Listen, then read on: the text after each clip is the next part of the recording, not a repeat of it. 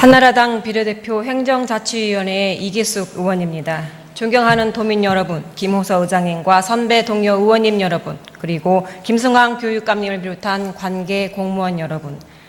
그동안 LH 유치를 위해 많은 일들이 있었지만 결국 LH는 전북과 함께하지 못했습니다. 이에 참담하고 비통한 심정이며 LH 유치에 실패한 여당의 도의원으로서 도민 여러분께 송구스럽고 드릴 말씀이 없습니다.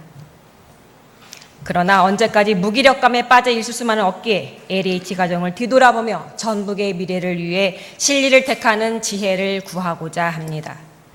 정부는 지난 2008년 시장경제 활성화를 통해 선진경제로 도약하기 위해 41개 기관의 민영화, 동폐합, 기능조정 등 공공부문 선진화 추진을 결정했습니다. 이러한 공기업 선진화 방안에는 유사 중복 기능으로 논란이 제기됐던 토지공사와 주택공사의 통합이 포함되어 있었습니다. 이처럼 토공주공은 몇 해 전부터 통합으로 결정된 상황이었지만 전라북도는 분산 유치만을 고집하며 안일하게 대응해 왔습니다. 민주당 전북 국회의원들은 소극적인 태도로 일관했으며 행정을 객관적으로 냉철하게 판단하며 처리해야 하는 도지사는 삭발 퍼포먼스로 주민 동원에만 몰두했습니다. 그러함에도 민주당 도지사와 국회의원들은 도민을 향해 현 정부를 비난하기에 바쁩니다. 이 모두가 정치적 애욕을 위한 보여주기식 행동으로 LH를 정부와 대립각을 세우면서 전북에서 정치적 명분을 쌓는 데만 급급하지 않았는지 민주당 정치인들에게 묻고 싶습니다. 더욱이 LH 유치가 결정된 지 한 달이 다 되도록 도민들의 수긍할 만한 현실적인 대응 없이 정부의 불복종을 선언하며 혁신도시를 반납하겠다고 어깃장을 놓기도 했습니다. 또 정부에서 만족할 만한 대안을 제시하지 않을 때는 대규모 집회로 대응하겠다며 떼쓰기로 일관하고 있습니다. 자신들의 정치 논리에 도민을 동원하고 희생양으로 삼으려는 구시대적 정치로 전북을 더 피폐하게 만들고 있습니다. 이러한 모습에서 과연 전라북도의 미래는 있는지 의문스럽지 않을 수 없습니다.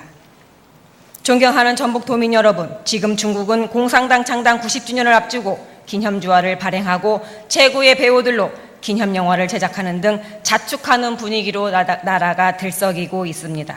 공산주의에 대한 맹신이 여전함을 알 수 있습니다. 그러나 그러한 중국도 1980년 흥묘 백묘론을 들며 공산주의에 반하는 정책을 추진했습니다. 국민을 부유하게 만들기 위해서 집권침에 지배 이념이 흔들리는 위험을 감수해가며 덩샤오핑은 개혁, 개방 정책을 받아들였습니다. 전북의 민주당도 편협한 정치 성향에서 벗어나 도민의 실익이 되는 합리적인 선택을 해야 합니다. 전라북도가 파악한 예산 확보 현황에 따르면 도내 중점 사업 예산이 1조 1,482억 원인데 이 중 절반 정도인 5,942억 원만 반영된 것으로 나타났습니다. 정부와 대립각을 세우는 떼쓰기 행정, 오기 행정 등의 소모적인 투쟁으로는 성공적인 사업을 기대할 수 없습니다. 민주당과 도지사는 자신들의 정치적 명분을 내세울 게 아니라 정부 발전과 도민의 이익을 위해서 집권 여당과 정부에게 대화의 창을 열어두어야 합니다. LH 유치 실패 후 도지사와 국회의원들은 실패에 따른 책임 있는 태도보다 힘이 부족했다며 도민들에게 더욱 힘을 모아달라 하소연했습니다. 도민들이 민주당에게 무엇을 어떻게 더 몰아주어야만 진정으로 지역과 주민을 위해 일할 수 있다는 것인지 알 수 없습니다. 도지사가 한나라당 소속이었고 국회의원 중 한 명이라도 한나라당 소속이었다면 LH 유치는 절대 다른 지역으로 가지 않았을 것입니다. 전북 몫이라 했던 LH가 왜 다른 지역으로 갈 수밖에 없었는지 신중하게 고민해봐야 할 것입니다. 이제 더 이상 민주당으로는 전북의 미래를 기대할 수 없습니다. 한나라당에 대한 18.2%의 한계가 깨지고 도민을 위한 정치 한 축을 책임질 수 있을 때 그때 비로소 전북의 미래와 발전은 보장될 수 있습니다. 정치권과 도민 모두의 획기적인 변화와 판단만이 전북의 미래를 보장할 수 있다는 것을 말씀드리면서 이상 발언을 마치겠습니다. 경청해 주셔서 감사합니다.